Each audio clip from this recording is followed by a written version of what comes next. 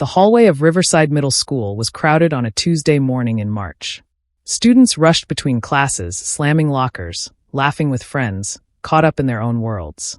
That's when it happened. A girl named Sarah, 14 years old, was walking down the hallway using her crutches. Sarah had cerebral palsy, a condition that affected her muscles and made walking difficult. She moved slower than other students, her legs not always cooperating with what her brain was telling them to do. She was heading to her first period class when she saw him, Derek Matthews, the school's most notorious bully. Derek was 16, athletic, popular, the kind of kid who'd gotten away with cruel behavior for years because he was good at sports and came from a wealthy family. He'd pushed kids into lockers. He'd made fun of kids' appearances. He'd spread rumors. But somehow, he'd never faced real consequences. He was standing in the middle of the hallway with his friends, and as Sarah approached, Derek made a decision that would change everything. He stuck out his leg, and he kicked Sarah directly in the shin. The impact was hard enough to knock her off balance. Her crutches flew out from under her, and she fell to the ground with a sickening crash. Students stopped and stared. Some looked shocked. Some looked away quickly, not wanting to get involved. One boy even laughed. Derek and his friends walked away like nothing had happened, like they'd just kicked a rock down the hallway instead of a human being. Sarah lay on the ground, pain shooting through her leg, tears streaming down her face, surrounded by hundreds of students who had just watched a boy assault her. And in that moment, something incredible was about to happen. Something that would show that there are people who will stand up. People who will say no. People who will fight for justice. Even when it's hard. Even when it's scary. Even when everyone else is looking away. To truly understand what happened after Derek kicked Sarah, you need to understand who these two young people were. You need to understand their stories. Because this wasn't just about a bully and a victim. This was about a community waking up to a problem that had been ignored for far too long. Sarah's story, the girl with strength beyond measure. Sarah Chen had been born with cerebral palsy. The condition was relatively mild. Some people with CP were more severely affected, but it still impacted her daily life significantly. Walking was hard for her. Some days were better than others. On good days, she could walk with just one crutch. On difficult days, she needed both crutches, and even then, her legs sometimes didn't cooperate. She'd fallen many times. She'd bruised herself. She'd spent years feeling self-conscious about her disability. But Sarah had also spent those same years developing something that most 14-year-olds didn't have: real strength. It wasn't physical strength. It was inner strength. The kind that comes from having to fight harder than everyone around you. The kind that develops when you realize that the world isn't going to make things easy for you, so you have to make yourself unbreakable. Sarah's parents had taught her that her disability didn't define her worth. Her mother, a doctor, and her father, a professor, had instilled in Sarah the belief that she was capable of anything she set her mind to. They'd enrolled her in the same school as her older sister, even though some people had suggested that a special school might be better for her. Better for her means segregated, Sarah's mother had said firmly. She deserves to be in a regular school, with regular kids, learning that she belongs in the world just like everyone else. Sarah's teachers had adapted her classroom environment. She could sit near the door so she didn't have to move as far between classes. She could use the elevator instead of stairs. She had access to a quiet room for when she felt overwhelmed. But Sarah didn't use these accommodations to hide. She used them to participate fully. She joined clubs. She went to dances. She had friends who genuinely cared about her, not who hung around her out of pity. However, Sarah also had to deal with Derek Matthews. Derek had started bullying Sarah in 6th grade when she first arrived at Riverside Middle School. It had started with comments, mean jokes about the way she walked, about how slow she was. Then it escalated to physical intimidation, standing too close to her in the hallway, bumping into her accidentally, making her uncomfortable. Sarah had reported it to the school. Multiple times. Each time, the school had talked to Derek. Each time, he'd apologized and promised to stop. Each time, within a week or two, the behavior would resume, sometimes worse than before. Sarah's parents had also complained to the school administration multiple times. They'd asked for real consequences. They'd asked for Derek to be removed from Sarah's classes. They'd asked for anything to be done. But nothing changed. The school had taken the position that kids would be kids, that boys would be boys, that Sarah needed to learn to handle bullying like everyone else. They suggested that Sarah was overreacting or tattling too much. Nobody said out loud what everyone seemed to believe: that a girl with a disability wasn't worth making a fuss over. That her comfort didn't matter as much as Derek's athletic standing. That protecting a popular kid was more important than protecting a vulnerable one. Derek's story: why some people become bullies. To understand Derek, you also have to understand his background. This isn't to excuse what he did. Nothing excuses physically assaulting someone. But understanding why people become cruel can help us figure out how to stop them. Derek came from a wealthy family. His father was a successful businessman who believed that power and dominance were the most important values in life. His father had built his business by being ruthless. He'd stepped on people to get ahead. He'd treated people as obstacles to move around or crush underfoot. Derek's father rarely spent time with him, and when he did, the message was clear. Winners dominate, losers get dominated. Success means having power over others. Derek's mother tried to soften this message, but she'd become so focused on maintaining her marriage that she'd lost her own voice.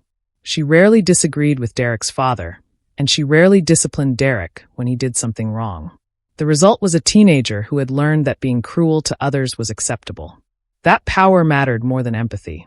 That hurting someone weaker than you could make you feel strong. Derek had also developed a deep insecurity that manifested as aggression. He felt inadequate in his academics compared to his peers.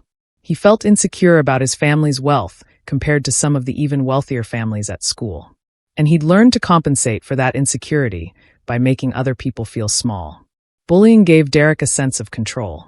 It made him feel powerful. It made him feel like he wasn't the weak one, someone else was. He'd chosen Sarah as one of his favorite targets because she represented everything that made him uncomfortable about himself. A person facing real challenges and handling them with dignity. A person with disability but with self-worth that didn't depend on physical strength or athletic ability. A person who had something Derek didn't: genuine inner confidence. By bullying Sarah, Derek was essentially bullying the better version of himself that he'd never allowed himself to become. The school's role in the problem. Riverside Middle School had a policy against bullying. It was written in the student handbook. It was supposed to be enforced. But in practice, the school's administration had created what's called a culture of dismissal. When students reported bullying, they were sometimes told that reporting was tattling and that they needed to handle it themselves. When parents complained about bullying, they were sometimes told that their child was too sensitive or exaggerating. The school's principal, Mr. Henderson, had been there for 12 years. He believed that bullying was just a normal part of growing up. He believed that exposure to mean kids was actually good for other kids because it prepared them for the real world. He believed that suspending bullies disrupted school life and was therefore not worth doing. Most importantly, Mr. Henderson believed that protecting kids who were disabled or different somehow meant lowering standards or giving them special treatment. He didn't say this out loud, but his actions reflected this belief. When Sarah's parents had complained, Mr. Henderson had listened politely and then done nothing. He'd believed, at some level, that Sarah's disability made her less priority than other students. That protecting her wasn't worth the effort. This belief was never stated explicitly. It was just understood through lack of action. It was communicated through indifference. It was transmitted through the message: "We're not going to do anything about this, so get used to it." When Sarah fell to the ground after Derek kicked her, the moment that followed changed everything. The immediate reaction. Sarah lay on the ground, shocked and in pain. Her shin throbbed. Her hands were scraped from hitting the floor as she fell. But the physical pain wasn't the worst part. The worst part was looking up and seeing the faces around her. Some students looked shocked. Some looked away. Some looked like they were trying to pretend they hadn't seen anything. But one student didn't look away. Her name was Maya Rodriguez. She was a sophomore, 15 years old, with a reputation as a quiet girl who kept to herself. Maya had watched the entire thing, and she made a decision in that moment that would echo through the school for months. She knelt down beside Sarah. "Are you okay? Do you need help?" Sarah couldn't speak for a moment. She was shaking, from pain, from humiliation, from the shock of being kicked in front of so many people. Maya helped Sarah sit up. Another student, a boy named James, helped Sarah gather her crutches. "We should get you to the nurse," Maya said firmly. As they walked toward the nurse's office, Maya made a mental note of something important. Lots of kids had seen what happened. Multiple witnesses. Multiple evidence. This time, the school couldn't pretend it didn't happen. This time, there would be accountability. The nurse and the first report. The school nurse, Mrs. Patterson, examined Sarah's shin. There was already significant bruising. The shin hadn't been broken, but it was badly hurt. How did this happen? Mrs. Patterson asked gently. Sarah told her. She explained that Derek had kicked her deliberately, that it wasn't an accident, that there were many witnesses. Mrs. Patterson's expression darkened. She'd been the school nurse for 8 years, and she'd seen Derek's bullying behavior many times. She'd also noticed how the school administration had repeatedly failed to address it. I'm going to document this, Mrs. Patterson said. And I'm going to recommend that you go to the principal's office to file a formal report. She filled out an incident report carefully, documenting the date, time, location, and nature of the injury. She noted that it appeared to be an intentional kick. Sarah went to the principal's office with this report. The principal's response, when inaction became negligence. Sarah sat in Principal Henderson's office and told him what happened. She showed him her injured shin. She told him about the witnesses. She gave him names. She waited for him to take action. Instead, Mr. Henderson leaned back in his chair and said something that would later be recognized as one of the most telling moments of negligence in the school's history. Sarah, I understand that you're upset, he began. But I want to caution you about making accusations. Derek is a good kid who made a mistake. If we overreact to this, it could seriously damage his reputation and his future. Sarah stared at him in disbelief. My reputation? She asked quietly. What about my safety? Of course we care about your safety, Mr. Henderson said in a tone that suggested he actually didn't. But I think we need to handle this carefully. Derek may have kicked you, but it may have been accidental. Kids bump into each other all the time. It wasn't an accident, Sarah said, her voice getting stronger. There are witnesses. He did it on purpose. Well, Mr. Henderson said, shuffling some papers on his desk as if dismissing her. I'll have a talk with Derek. But I don't think we need to overreact with suspension or anything dramatic like that. Sarah left that office feeling something she'd never felt before.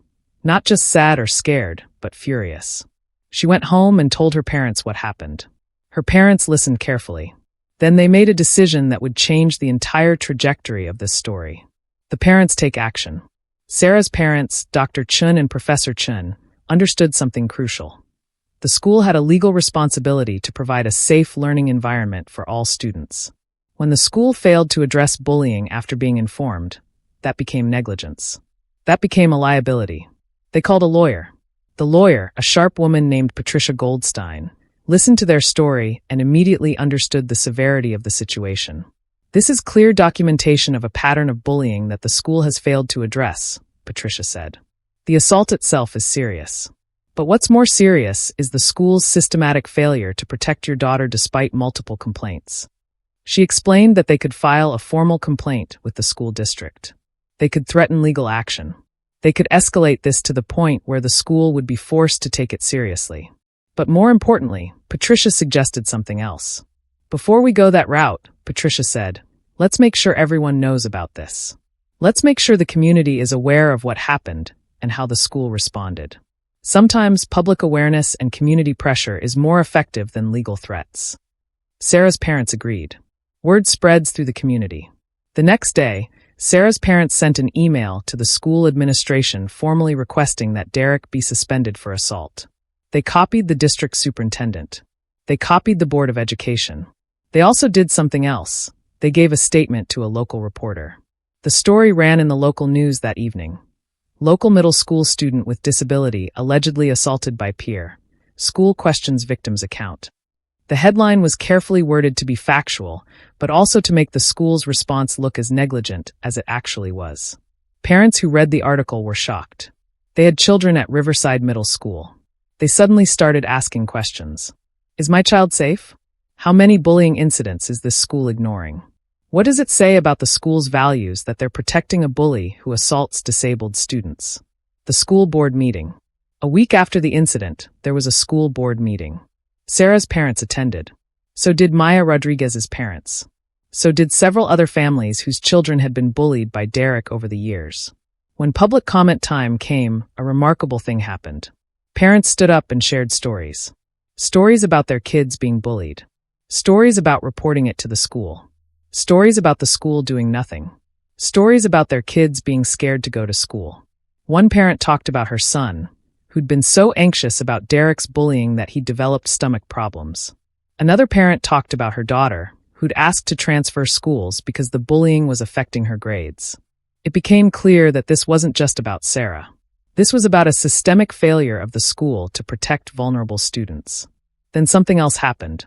Maya Rodriguez stood up to speak, without her parents knowing she was going to. "I saw what Derek did to Sarah," Maya said, her voice steady but emotional. "I watched him kick her deliberately. I watched her fall. And I watched the school do nothing about it. That tells me that the school doesn't care about disabled kids. That tells me that my friend, who uses a wheelchair and goes to school here, isn't safe." Maya paused. "But I also learned something else. I learned that if I speak up, if I tell the truth, other people will listen. Other people will care. And that gives me hope that this will change." The room was silent. Several parents had tears in their eyes. The turning point. After that school board meeting, the superintendent of schools took action. He ordered an investigation into the school's handling of bullying complaints. He ordered that Derek be suspended from school pending further investigation. He recommended that the school's administration be reviewed for competency. Most importantly, he made clear that the school's culture needed to change. "Schools are meant to be safe places for all students," the superintendent said in a statement. "That includes students with disabilities, students who are vulnerable, and students who are different. When the school fails to protect these students, it fails in its fundamental mission." The news media picked up on this story. What started as a local news item became a much bigger story. The headline shifted from "School denies bullying" to "School district holds school accountable for failing disabled student." Derek faces real consequences. Derek was suspended for 2 weeks. But more importantly, he was charged with assault by the police. It was a misdemeanor, but it was a charge.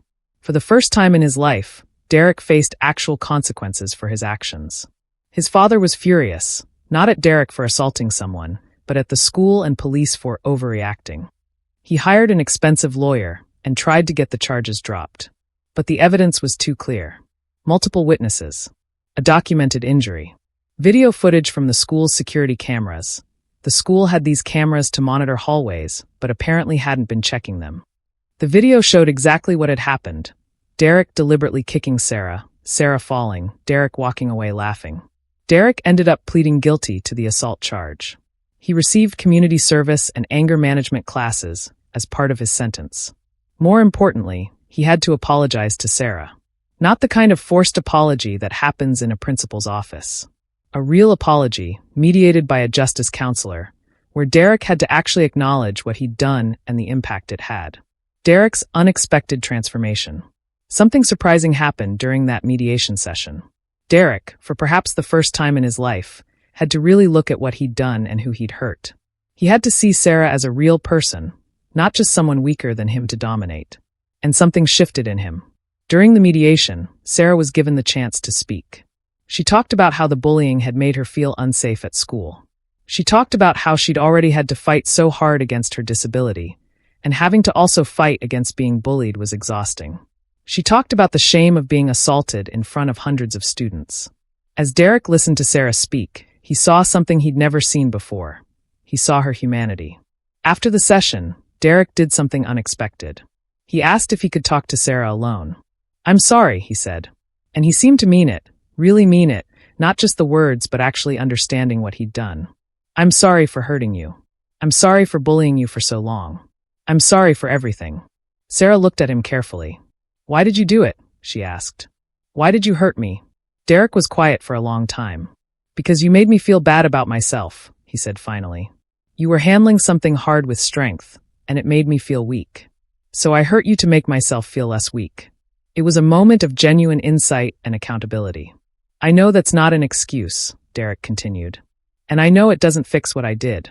But I want you to know that it wasn't about you. It was about my own problems." Sarah nodded. "Thank you for saying that. And I accept your apology. But I also need you to know that whether I forgive you or not, what you did was wrong. And you have to keep doing the work of making it right." "I know," Derek said. "And I'm going to." The school makes real changes. The school administration faced a much bigger reckoning.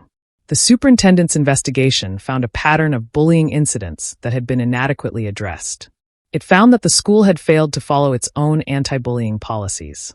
It found that vulnerable students, including students with disabilities, had been given less protection than other students. Most critically, it found that Principal Henderson had failed in his duty to maintain a safe school environment. Principal Henderson was reassigned to a different role where he had no direct authority over student safety.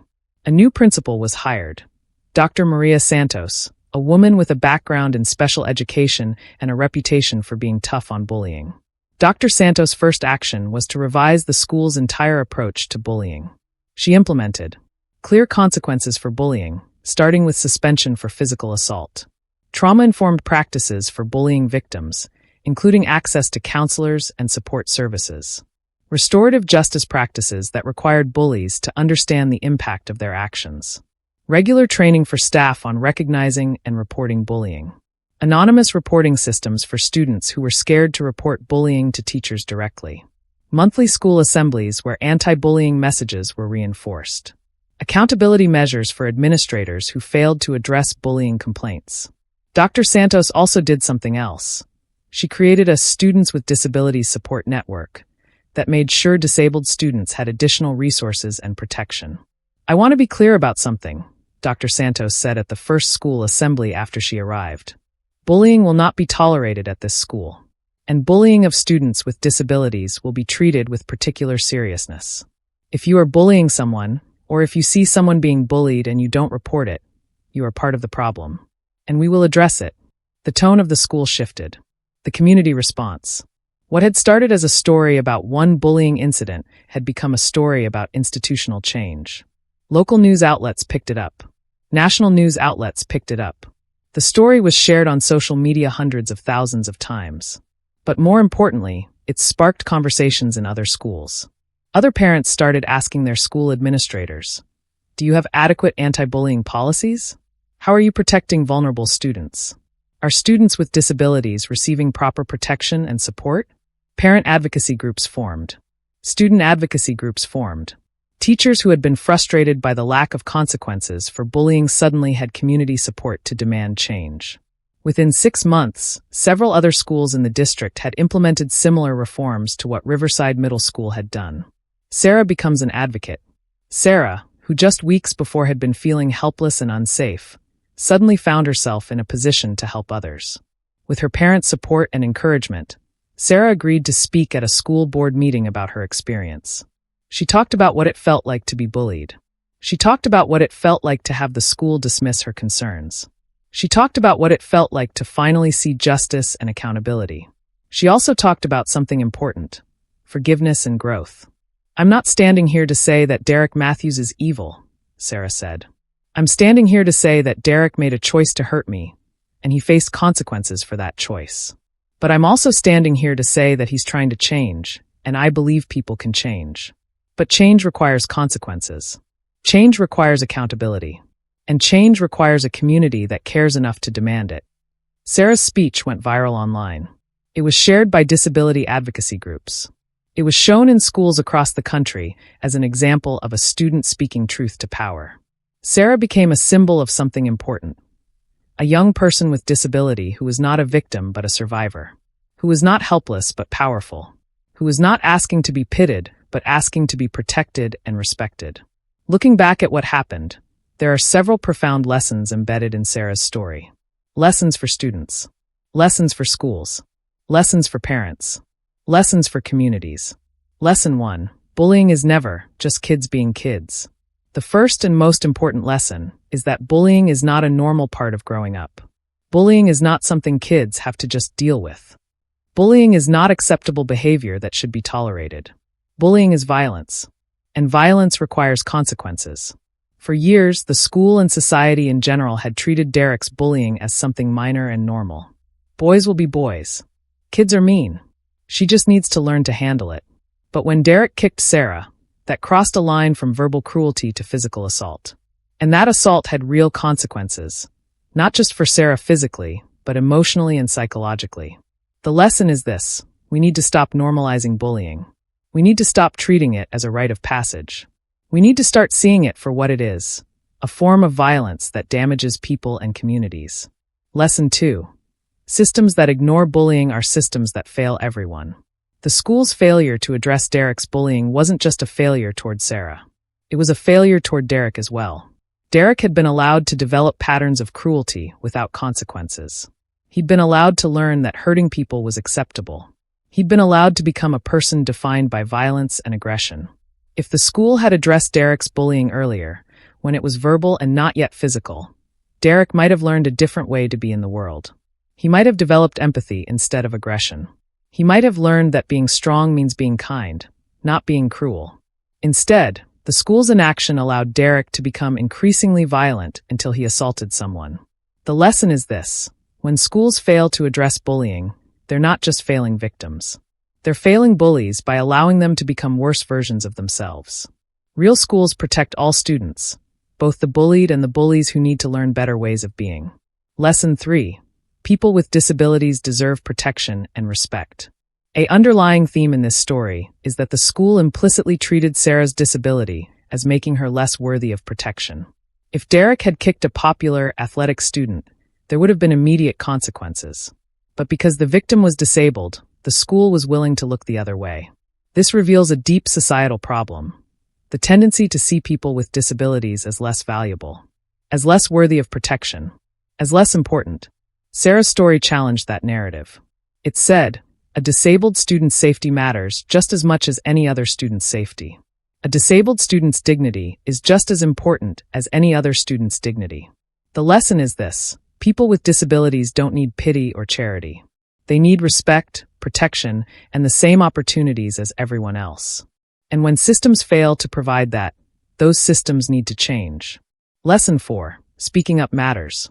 This entire story changed because Maya Rodriguez decided not to look away. Because Sarah's parents decided to take action. Because other parents decided to speak up at school board meetings. Because Dr. Patterson decided to document the injury carefully.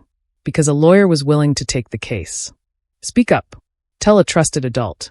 Go to a school counselor. Tell your parents. Tell a teacher. Tell anyone who will listen. If the first person doesn't help, tell someone else. Keep speaking until someone listens. Because someone will listen. There are people like Maya, like Sarah's parents, like Dr. Patterson, like the superintendent who is willing to do the right thing. You deserve to be safe. You deserve to be respected. You deserve to live without being bullied. And if the systems around you aren't providing that, then those systems need to change. And they will change if you're brave enough to demand it. If Sarah's story moved you on, without any one of those people speaking up, Derek would likely still be bullying Sarah, and the school would still be doing nothing. But each person who spoke the truth added weight and power to the narrative that something needed to change. And eventually, that weight became too much for the school to ignore. The lesson is this: speaking up is scary. It's easier to look away. It's easier to stay silent. But speaking up is how change happens. Speaking up is how systems that fail people are forced to reform. Lesson 5. Consequences without compassion are just punishment. Here's something important. Derek was held accountable. He was suspended. He was charged with assault. He had to do community service. He had to do anger management. But the response wasn't just punishment. It also included mediation. It included helping Derek understand the impact of his actions. It included giving Derek the opportunity to develop empathy and grow as a person. Justice isn't about revenge. Justice is about accountability plus the opportunity for growth and redemption. Derek's story is still being written. But the fact that he was required to understand and acknowledge the harm he caused gives him the opportunity to become a different person. The lesson is this: we can hold people accountable for their actions while also believing that people can change. We can be tough on bullying while also being compassionate toward bullies who are willing to do the work of changing. Lesson 6. Communities change when people decide to stop looking away. Finally, and perhaps most importantly, this story shows that communities can change when people refuse to accept systems that are broken. The school was broken. It was protecting bullies and failing victims. But once the community became aware of that brokenness, the community demanded change. And that demand for change was powerful enough to force the institution to reform. This isn't just about schools. This is about every institution that has failed to protect vulnerable people. It's about looking at those institutions and asking, why is this broken? And what are we going to do about it? The lesson is this: institutions don't change on their own. Institutions change because communities stop accepting their failures and demand better. That demand for better starts with individual people making individual choices to speak up, to take action, to refuse to accept what's broken. Hashtag the impact. What happened afterward?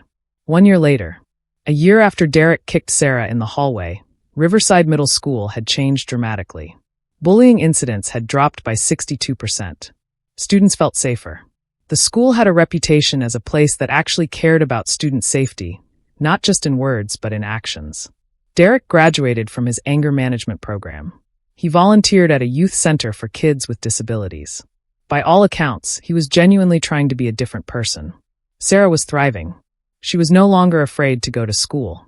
She was working with the school administration to make sure that other students with disabilities had the resources and protection they needed. She was planning to go to college to study disability advocacy. Principal Henderson was transferred to a job where he had minimal impact on students' lives. Dr. Santos was being looked at as a model principal whose approach to school safety was being adopted by other schools in the district and beyond. The broader movement. Sarah's story became part of a larger conversation about bullying, disability, and institutional accountability. Her speech was shown in schools across the country. Her name became associated with standing up against bullying and demanding change.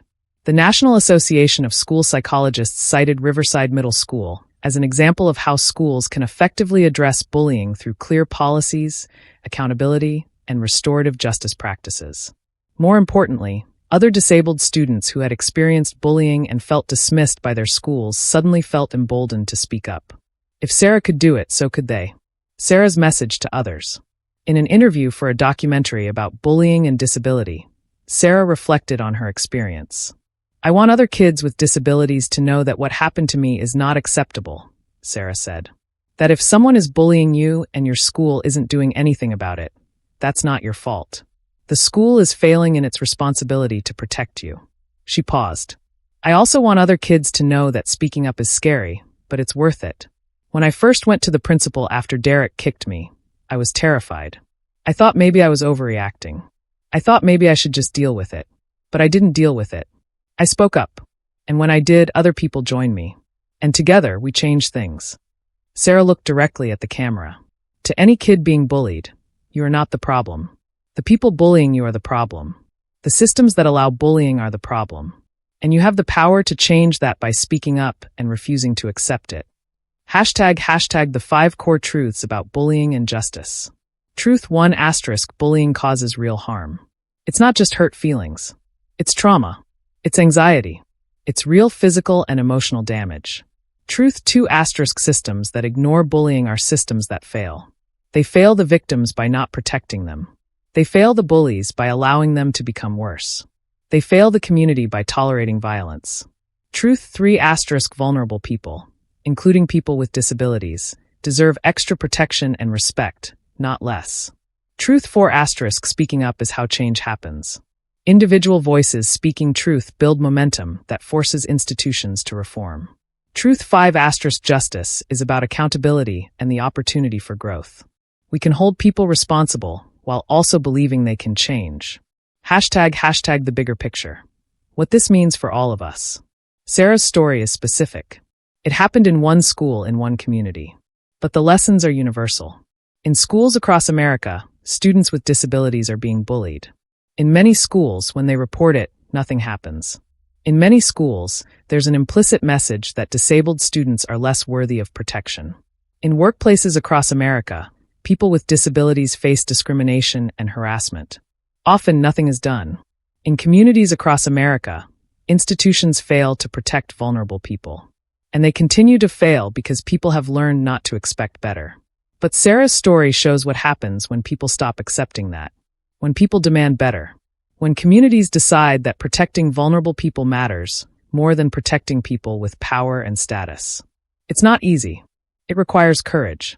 It requires being willing to stand up against powerful people and systems. But it's possible. Sarah proved it's possible. And more than that, Sarah showed that the people who stand up, the whistleblowers, the advocates, the parents who demand change, they're not being difficult or causing problems. They're being brave. They're doing what our institutions should be doing anyway, protecting the vulnerable. Hashtag a message to those being bullied. If you're being bullied and your school or your community isn't helping, I want you to know something. It's not your fault. The problem is not with you. The problem is with people and systems that are choosing to ignore cruelty.